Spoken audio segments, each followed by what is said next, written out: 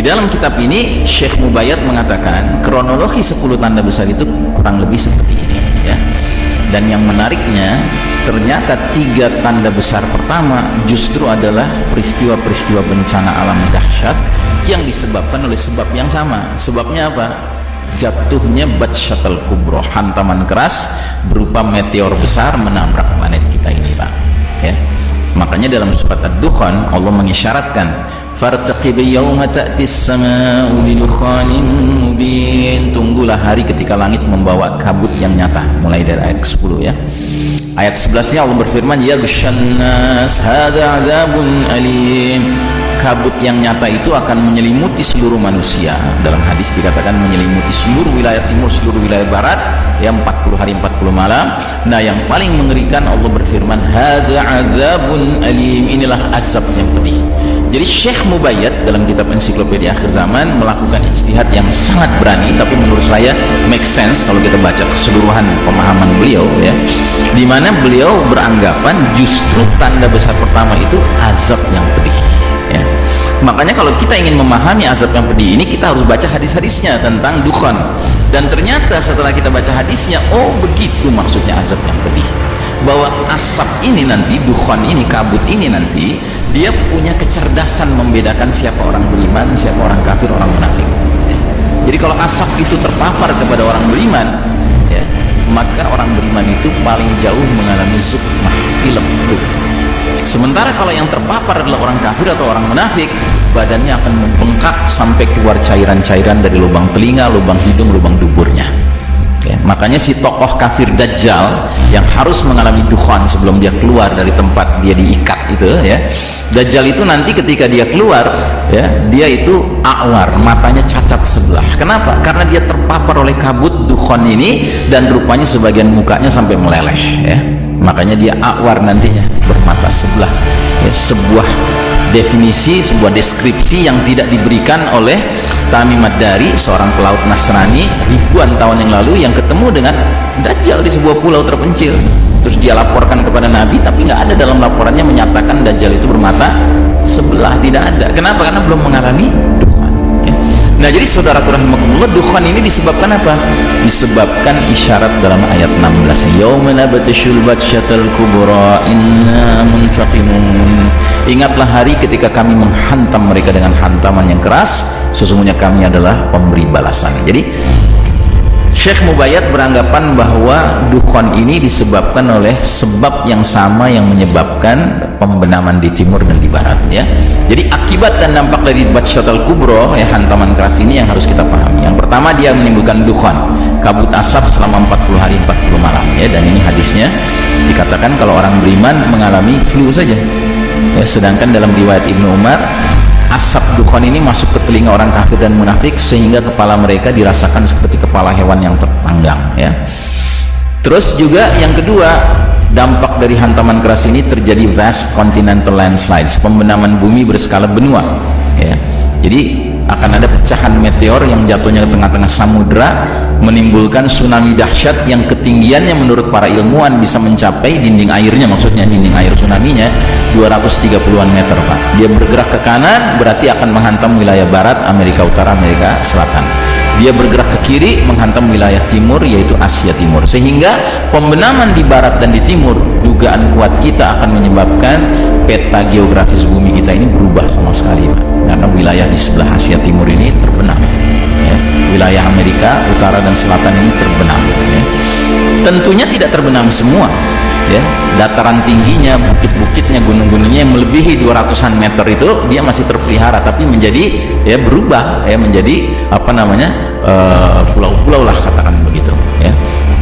Makanya kalau kita sudah memahami hal ini ya, kita harus berpikir ya, kira-kira kita mau kemana nih kalau ini terjadi nanti gitu. Makanya nggak kurang-kurang kawan saya yang biasa bahas akhir zaman juga, Ustadz Zulkifli Muhammad Ali, bahkan sudah mulai merancang bikin kampung akhir zaman di perbukitan Payakumbuh ya. Dia sudah kumpulin kapling-kapling di situ, dia sudah tawar-tawarkan, tapi dia juga mensyaratkan harus orang beriman yang terpilih yang tinggal di situ ya kan. Nah silahkan ya, karena ini juga ada hadisnya. Nabi mengatakan sebaik-baik tempat di akhir zaman ketika banyak fitnah adalah pergi ke gunung bersama hewan ternak kalian, kata Nabi ya. kan. Nah, cuma saya ingatkan, kalau Anda memilih untuk menempuh jalan seperti itu, katakanlah kita sekarang di Jakarta ini, gunung terdekat Gunung Salak barangkali ya, terdekat kan Gunung Salak gitu. Anda mulai gitu di situ cari-cari tanah gitu, Anda bangun kampung akhir zaman di situ, silahkan, ya kan, itu mengikuti sunnah Nabi mengarahkan seperti itu. Cuman saya peringatkan, kalau Anda nantinya selamat karena Anda tidak terhantam tsunami yang nggak bisa mencapai lebih dari 230 meter, ya kan, maka jangan kaget kalau Anda nanti tidak tinggal di Gunung Salak lagi, tapi Anda tinggal di Pulau Salak, ya, karena sekelilingnya air kan, gitu, ya kan. Nah, sementara apalagi yang terjadi? Yang terjadi berikutnya adalah significant depopulation, ya, pengurangan populasi planet bumi ini besar-besaran karena banyak yang tewas, efek dari hantaman keras, efek dari dukhan, efek dari pembenaman bumi di sana sini, ya kan, banyak yang tewas, ya, sehingga ya ini kan wilayah-wilayah ini kan penduduknya banyak Pak, ini kan wilayah ini kan Amerika Utara, Amerika Selatan, ya kan, Asia bagian timur, apalagi nih negeri yang warna Cina nih Pak, penduduknya banyak bener kan, ya, 1,5 miliar sendiri kan, sampai dikirim ke sini paksa gitu, ya kan. Nah, kalau Anda ngerti skenario akhir zaman, Anda bisa tenang, Anda bisa mengatakan, oh silakan datang, lo bakal tenggelam di sini, gitu. Tapi kitanya kemana? Itu yang harus kita pikirkan. Ya. Nah, kemudian yang berikutnya akan terjadi global famine, kelaparan mendunia. Ya, karena apa? Ya karena 40 hari 40 malam matahari bersinar tidak bisa menyentuh tanah karena terselimuti oleh kabut asap. Akibatnya tanaman, tumbuhan, pohon tidak menghasilkan. Makanya ada isyarat dari bukan dari Nabi, ini asar dari tabi'in, ya, yang berbunyi, ya, tanda bencana pada bulan Ramadan adalah sebuah tanda di langit, sesudahnya adalah perselisihan di kalangan manusia. Jika kalian mendapati tanda itu, perbanyaklah persediaan makanan sekuat kemampuan. Ya, jadi kita harus stockpile of food, ya. Dan menurut sarannya yang terbaik adalah yang kita stok itu adalah korma, ya, karena korma itu awet, dipeliharanya gampang, kemudian juga gizinya tinggi, ya. Dan ketika global famine ini terjadi di mana-mana, tentunya orang jadi nekat Pak. Maka nanti kaidah yang berlaku, struggle of the fittest, ya, siapa kuat dia dapat. Makanya akan ada fenomena al-haraj, saling berbunuhan dalam rangka memperebutkan makanan. Makanya kalau kita tinggalnya bersama-sama sesama orang beriman di sebuah kampung akhir zaman, kita bisa saling melindungi, kita bisa sharing makanan kita, dan kita lindungi satu sama lain dari serangan luar, gitu. Nah, tapi yang keenam ini yang barangkali nggak pernah kita bayangkan, akan terjadi shutdown of modern technology, ya. Bagaimana penjelasannya? Ya, bayangkan batu besar, pecahan meteor. Jadi alhamdulillah ya, planet kita ini Allah ciptakan ada perisainya Pak, ada pelindungnya, namanya lapisan atmosfer. Jadi kalau ada meteor gigantic itu yang besar nabrak planet kita, dia pecah, tapi pecahannya tetap lolos. Nah, menurut ahli astronomi termasuk orang-orang NASA, kalau ada meteor yang besar menabrak planet kita, maka pecahannya bisa sampai berukuran garis tengahnya 2 km Pak. Jadi batu berukuran garis tengah 2 km. Anda tahu 2 km itu 20 lapangan bola, bagian panjangnya bukan bagian pendeknya, ya. Itu gede, itu bergerak dengan kecepatan puluhan ribu kilometer per jam. Tentunya ketika dia bergesekan dengan udara, dia menimbulkan induksi besar-besaran. Nah, induksi besar-besaran itu ya yang diduga kuat akan menyebabkan fenomena EMP, electromagnetic pulse, ya, macet semua benda-benda kelistrikan, ya, XL masalah, gitu, ya. Nah, tapi bukan hanya benda-benda kelistrikan yang macet, ya. Tumbukan keras, batu dengan tanah, ya, menurut ahli fisika akan sampai merubah sifat zat-zat tertentu. Contohnya besi menjadi lengket Pak. Karenanya instrumen-instrumen yang terbuat dari besi yang sedikit rumit tidak bisa dipakai lagi nantinya. Contohnya sepeda, rantainya besi, gearnya besi, nggak bisa dipakai. Bedil, pelatuknya besi, pelurunya besi, nggak bisa dipakai lagi. Makanya Nabi sampai mengatakan dalam sebuah hadis 3 kali diulang-ulang kalimat yang sama, wa uttum min haitsu bada'tum. Kalian akan kembali kepada kondisi seperti sedia kala, ya. Para sahabat dulu mendengarnya nggak paham, karena para sahabat nggak pernah pakai komputer, handphone, nggak pernah lihat listrik, nggak pernah lihat mobil, motor, pesawat udara. Mereka nggak pernah lihat ini semua, kecanggihan teknologi ini. Tapi kita yang sekarang membaca ini, kita bisa mikir dong, oh ini maksudnya akan terjadi setback of modern technology, ya. Jadi teknologi modern ini wassalam. Dan yang menariknya, Syekh Mubayyad dalam kitab Ensiklopedia Akhir Zaman menegaskan bahwa jika ini terjadi, ini bukan hal yang buruk bagi umat Islam, justru baik bagi umat Islam. Kenapa? Karena umat Islam pada saat itu bisa istirahat. Dari apa? Dari perlombaan mengejar ketertinggalan di bidang teknologi menghadapi barat kafir. Sebuah perlombaan yang akhirnya harus kita sadari nggak mungkin bisa kita menangkan. Kenapa? Karena barat kafir nggak akan rela kita menang, Pak. Boro-boro menang, setara aja nggak boleh. Makanya kalau ada putra-putra muslim yang cerdas-cerdas, brilian-brilian, belajar ke Amerika, ke Eropa, kalau perlu menjelang dia lulus dikasih warga negara setempat, nggak boleh pulang. Supaya apa? Supaya drain, jadi sedot otaknya, nggak boleh bermanfaat buat umat Islam. Kalau ada negeri muslim mau punya gagasan bikin pembangkit tenaga listrik nuklir, dihalang-halangi, padahal nggak maksud bikin senjata nuklir. Nah, jadi saudaraku rahimakumullah, shutdown modern teknologi ini it's good for the Muslims, ini bagus ya. Karena apa? Karena nanti kita dengan barat kafir tiba-tiba jadi setara lagi, Pak, jadi 0-0 situasinya, kayak baru mengisi pom bensin di pom bensin, ya kan, 0-0 begitu, ya kan. Dan kalau kita sudah setara sama mereka, Pak, barulah kaedah Betawi bisa kita pakai. Lo jual, gue borong, gitu ya. Dengan catatan kita juga harus siap-siap. Nah, bagaimana siap-siapnya? Jalankan hadis Nabi, didik anak kalian berkuda, memanah, dan berenang, ya. Hadis ini justru lebih berlaku nanti, Pak, bukan sekarang. Sekarang jadi bahan ketawaan. Oh, kuno banget sih Ustaz belajar memanah beneran. Bukan belajar memanah, Ustaz, maksudnya belajar nembak, Ustaz. Nggak ada tuh hadisnya Al-Mahdi nanti pakai M16, pakai AK-47, nggak ada. Ustaz bukan benar-benar berkuda, Ustaz belajar bawa jet, Ustaz. Wah, nggak ada hadisnya tuh. Isa alaihissalam turun naik pesawat, enggak kan? Turun diantar malaikat.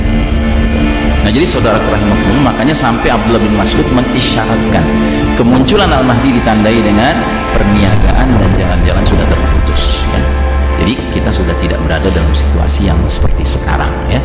Nah, saudaraku rahimakumullah, dalam situasi seperti inilah yang kita harus istilahnya memadukan rasa gembira kita menyambut Ramadan dengan rasa khawatir kita kalau ternyata bulan Ramadan inilah bulan jatuhnya bintang meteor. Sebab isyarat tentang bintang meteor itu jatuhnya di bulan Ramadan.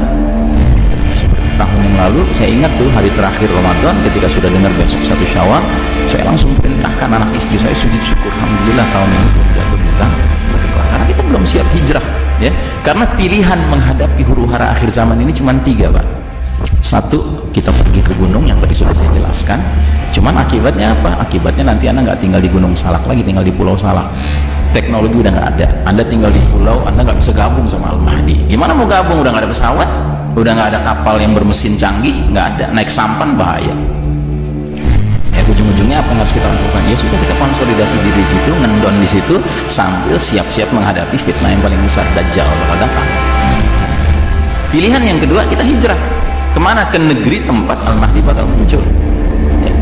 Nah, kalau ini yang kita pilih, berarti ini juga sesuatu yang membutuhkan persiapan, membutuhkan kematangan, ya kan, membutuhkan perencanaan, gitu. Dan membutuhkan keberanian dan tawakal tentunya. Nah, pilihan ketiga, ya kan, kalau kita ternyata pergi ke gunung nggak sanggup, hijrah juga nggak sanggup, ya sudah, kita harus siap-siap menghadapi kematian, ya, karena kan ini bencana-bencana besar, Pak. Nah, kalau kita harus memilih kematian, pastikan kita matinya bukan sebagai hamba-hamba Allah yang diazab oleh Allah Ta'ala. Karena ada hadisnya, Nabi bersabda, "Idza zaharal ma'asi fi ummati ammahumullahu bi'adzabin min indi." Bila mana kemaksiatan sudah merata di tengah umat ini, Allah akan mendatangkan azab yang berlaku umum. Yang mendengar hadis ini waktu itu langsung istri Nabi, namanya Ummu Salamah radhiyallahu anha. Dia langsung bertanya, "Ya Rasulullah, tidakkah ada orang-orang soleh di tengah-tengah mereka?" Kata Nabi, orang-orang soleh itu ikut kena juga. Ditanya lagi sama Ummu Salamah, "Lalu bagaimana nasib mereka?" Kata Nabi, "Adapun orang-orang soleh itu akan ikut meninggal dikarenakan bencana itu, ya kan, sementara mereka akan diampuni dan diridhoi oleh Allah Subhanahu wa Ta'ala." Nah, kita hanya bisa mendapatkan predikat itu, ya, kalau kita pergi gunung kagak, ya kan, hijrah kita kagak untuk datang sama Al-Mahdi, kita akan mati, ya kan. Kita hanya bisa dapat predikat itu kalau amal ibadah kita cukup dan benar, amal soleh kita cukup dan benar, kita terlibat dalam amar ma'ruf nahi munkar, ya kan, bukan tipe-tipe orang yang kemungkaran disaksikan, dia lihat, ya kan, dia ridho lagi, nauzubillah min dzalik, ya kan. Dan yang keempat, banyak istighfar, ya, karena terus terang kita ini hidup sehari-hari, Pak, sekarang ini di era di babak keempat ini, babak yang error ini, ya kan, itu dosa itu gak agresif ngejar kita, Pak. Bukan kita agresif ngejar dosa, tidak, kita agresif dikejar dosa, Pak, ya. Maka kalau kita tidak banyak istighfar, nggak cukup, Pak, tekor kita. ya. Nah, inilah barangkali yang bisa saya sampaikan. Mudah-mudahan Ramadan tahun ini Ramadan yang paling berkah buat kita semua. Mudah-mudahan kita semuanya mendapatkan berbagai rahasia-rahasia kebaikan Ramadan, dan mudah-mudahan tahun ini belum terjadi apa yang kita khawatirkan di bulan Ramadan ini, sehingga kita masih punya waktu nanti mempersiapkan diri setelah Ramadan.